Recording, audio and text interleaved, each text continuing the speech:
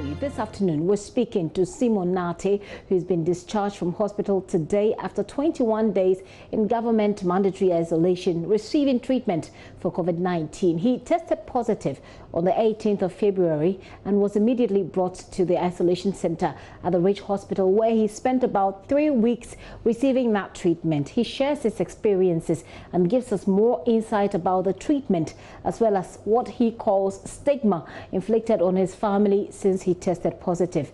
He speaks to the head of our health desk, Fred Smith, via Zoom shortly before he was discharged for home management. Please note, Simon has given his permission for us to use his real name and also show his face in this video as part of his own campaign to deal with stigmatization of COVID-19 patients in Ghana. As I stated, I travel outside the country to Paris for an official business. In the course of it, I didn't experience much symptoms. I came to Ghana and I realized that I have to go and do the test in the interest of my family, in the interest of my community. So I came to the Ridge Hospital and I conducted the test. A test for what? For COVID-19. Okay. For COVID-19. Honestly, when I came initially, people were afraid to get closer to us. I quite remember at a certain point, I had to use my employer's office to get the president and other persons who were in charge of the whole, COVID-19 project to know that it's like nothing is happening at Ridge. And luckily enough, most of the government officials and then the medical team responded. I got my screening and I went home.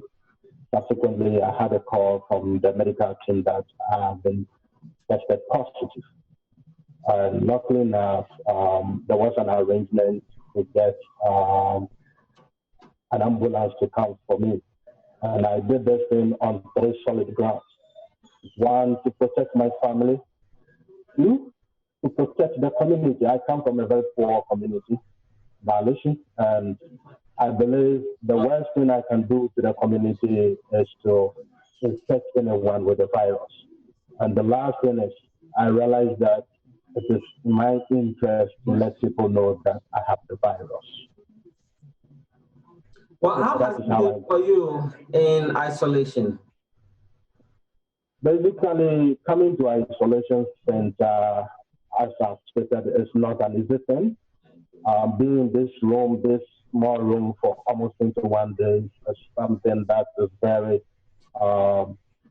difficult to do. But I can say we have good nurses over here. The doctors have been very professional. The nurses have been extra professional. And as I said, they have really treated us well. And I don't think any of my colleagues who have been here might complain of their attitude. You can see that these are the real nurses that we need to take care of. Did they have the necessary protection for this job that they were doing? Of course. When you come, I can't talk about other places, but when you come to Ridge Hospital, most of the nurses have the PPE. Anytime they are coming to our room, they knock, and then you see them well dressed in their PPE. And they try to avoid much contact with us at all material time. Let's talk about your time under treatment. How many times were you tested for the virus? I've been tested so far 2 times, and I tested positive. I've done my third test. Today I'm going to do my last test before departing home. The first 2 was positive. I'm yet to know the third one and then the 4th one that will be conducted. But even before the 3rd one, you are been told that you'll be discharged in the next few minutes. Yes, government announced this policy of home management. Mm-hmm. And you spend almost 21 days at the isolation center normally, and you are in good health and you are not complaining of anything, they then discharge you to go home. And not that you are just going home just to go and just write about. No, you go into self-quarantine. And then after now, I have the medical officer that has been assigned to me, who is going to take care of me in the house. And we have already spoken. We have agreed on all the protocols and everything. How has it been for you since you tested for positive for COVID? Honestly, before God, it has been two-way effect. You know, initially when you get the news, it's like a shock to you, and then you become worried. But you know, I'm the face of the family and I'm the face of the house, so I have to show some kind of strong character in this time. In my case, I can tell you, my wife has given birth before I left the country, and my daughter was having some few medical issues, so she was at Yahoo Hospital. Now, breaking the news to my wife, who is already traumatized at Yahoo Hospital, was a big thing for me. I can't remember, I have to call Yahoo, even though she was discharged to come home, to stop her from coming home. And I have my daddy who is also not feeling well, and breaking the news to him was also a problem. And some of the family they said, but you know what, I look at your level of processing information and then I tell you that, look, this is it. To be honest, it has not been easy when it comes to discrimination and stigmatization. But you know, I don't blame Ghanaians. It's as a result of lack of information and misinformation that has been put there by certain people. People believe that when you get a virus, the next day you are going to die. And, you know, when such things happen, people try to add their own information to it. I can't remember, some of the information was that I was bleeding when they even came for me and a whole lot of things. You know, so which you were what, bleeding? The son was bleeding from the nose. And you said this wasn't the case. That wasn't the case. I was not bleeding from the nose. So what symptoms did you show? Okay, I was having my headache. I was coughing. I had a problem with my throat. As I remember, I had a puffed eye, and I was having some kind of diarrhea. Those were the symptoms that I was showing. You were not sneezing? I was not sneezing. Did you have high temperature? Yes, I do. The day I was brought into the center, my temperature was 38. Okay, my temperature. But even before then, I was having this paracetamol that I bought from France. You can say that is 1,000 milligrams. I used to take it before I even got to the center to suppress the kind of, how do you call it? The temperature. My temperature goes up. So I used to take that. What medication have you been on since you've been arranged? I think I have been on chloroquine. I've been on this drug. Let me check it for you. Azithromycin. Azithromycin and hydroxychloroquine. Exactly. And then I think I had a problem with my BP. My BP also went very high. Okay. So I was taking a drug to suppress my BP. And so it got to a point I was not able to breathe well. So I was given other medicines to control my breathing pattern. So were you ever taken into intensive care? Were you ever taken into intensive care? Not at all. No. Now, I'm asking if you were ever taken into intensive care. No. How long have you been at the Rich Hospital for the management of this virus? For 21 days. For 21 days. I came in, that is on the 18th of March, and I think today is my 21 days. All right, so how do you feel going home today? It's a sign of relief to me, my family, you know, traveling for several days out of the country. You don't see your family. You just came in and you met this unfortunate situation and being away from my family.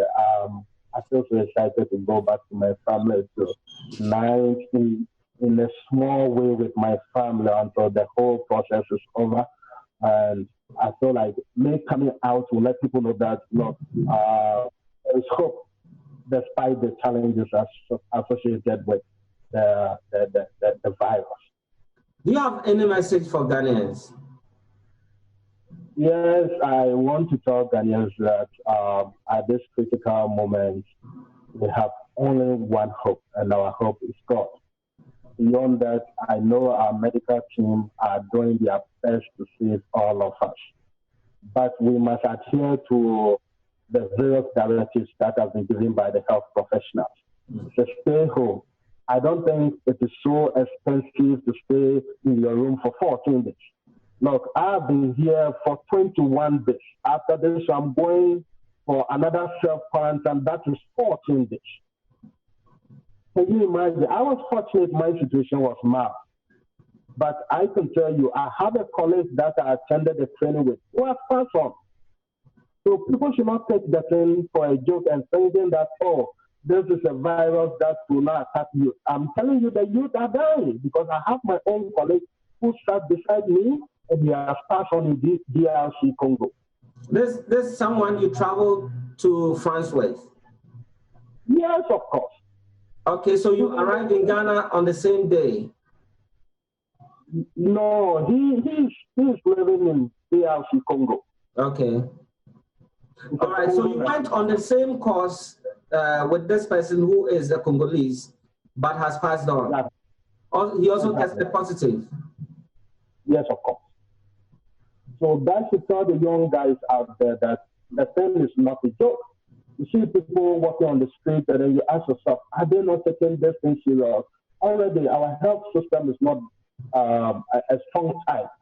So if we should get huge cases, what it means is that a time will come, they will assess your situation and they will determine whether you will get medical care.